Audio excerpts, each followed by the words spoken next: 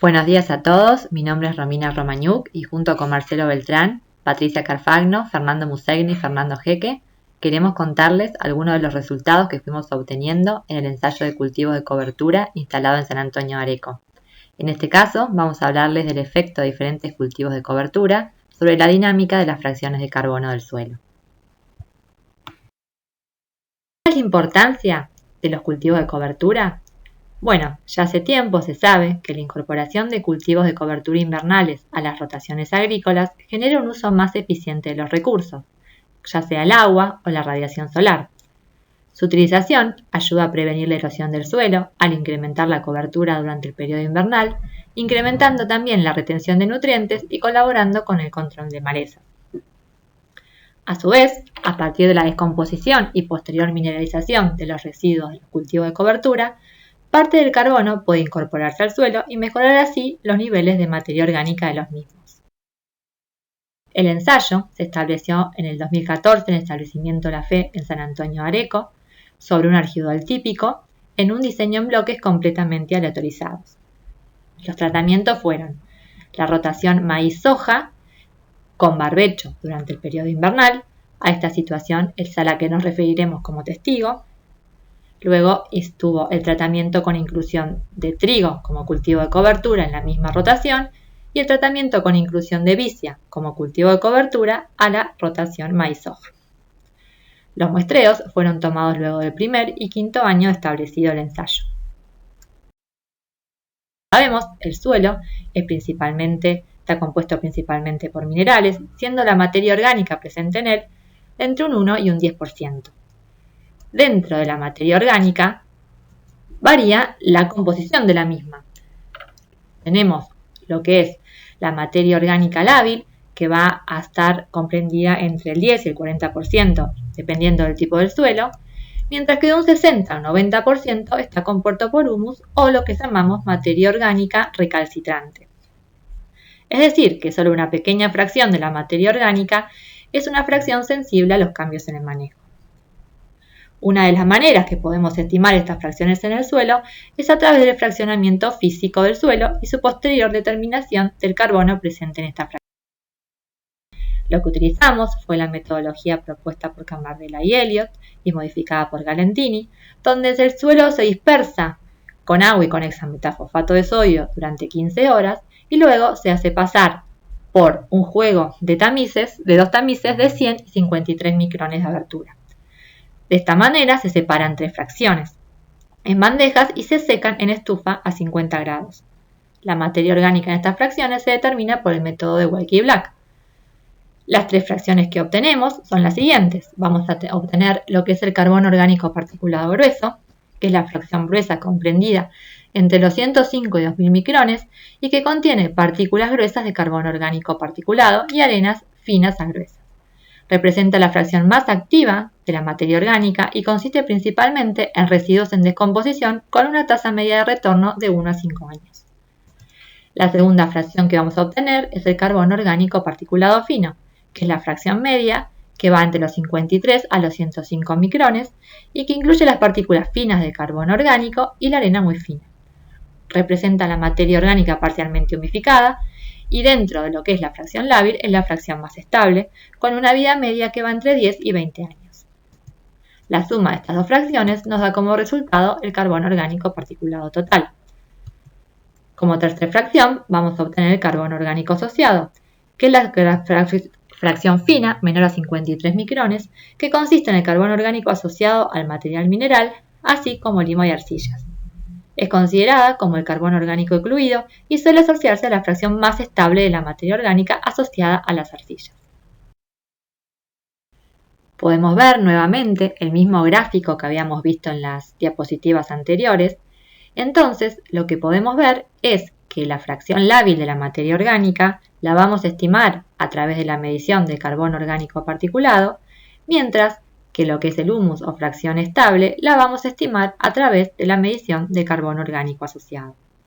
¿Por qué queremos trabajar con estas fracciones de la materia orgánica? Bueno, porque lo que es la fracción lábil nos muestra mayormente cambios en el manejo en el corto y mediano plazo, que son mucho más difíciles de visualizar si nos fijamos solamente en el carbono orgánico total, que está, como vemos en el gráfico, mayormente compuesto por carbono orgánico asociado a las arcillas, lo cual lo hace mucho más inaccesible y difícil de alterar en el tiempo. Pasando a los resultados, podemos ver, en concordancia con lo que hablamos en la diapositiva anterior, que ni el carbono orgánico total ni el carbono orgánico asociado mostraron diferencias entre tratamientos o en el tiempo.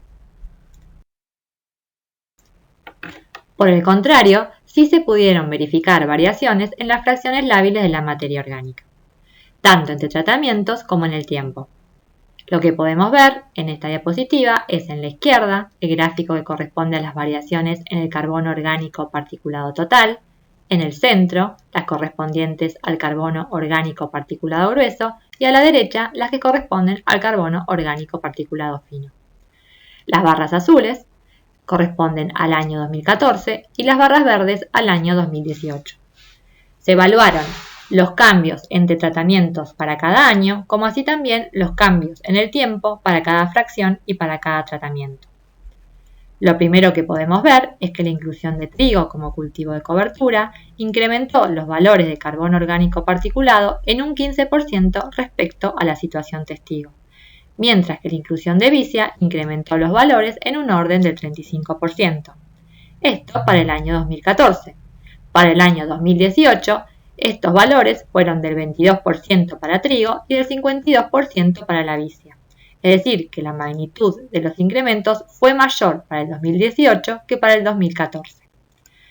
Si pasamos ahora al gráfico de carbono orgánico particulado grueso, podemos ver que la inclusión de trigo aumentó los valores en un 19% y la inclusión de vicia los incrementó en un 51% en referencia al testigo.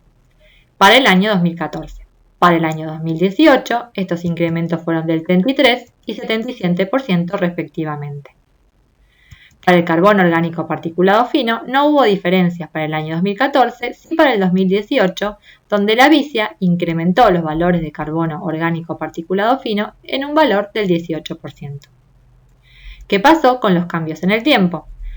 Podemos ver en el gráfico de carbono orgánico particulado que el único tratamiento que se vio afectado en el tiempo, en los valores de carbono orgánico particulado total, fue el tratamiento testigo, donde la no inclusión de cultivos de cobertura redujo sus valores en un 11%.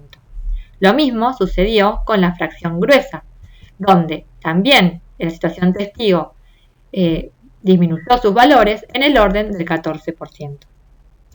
Es decir, que los mayores incrementos que se vieron en el 2018 respecto al 2014, tanto en los valores de carbono orgánico particulado total como carbono orgánico particulado grueso en los tratamientos con cultivo de cobertura respecto al testigo, no estarían asociados a los aumentos en el tiempo en estas fracciones en sí, sino a su disminución en el tiempo cuando no se incluyeron cultivos de cobertura en la rotación.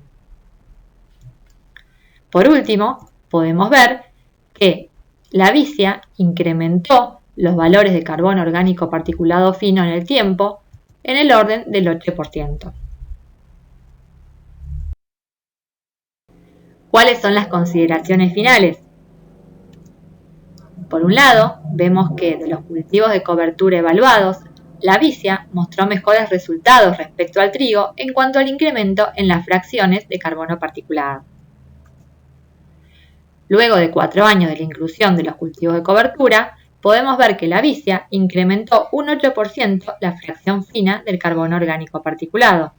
Pero lo más importante que pudimos ver es que la no inclusión de cultivos de cobertura en la rotación redujo en un 11 y en un 14% respectivamente los contenidos de carbono orgánico particulado total y grueso en los suelos. Y esto deja en evidencia la importancia del uso de los cultivos de cobertura como una estrategia sustentable para el manejo de los suelos. Gracias por su atención y por cualquier consulta pueden escribirnos a mi mail que es romaniuk.romina@inta.gov.ar.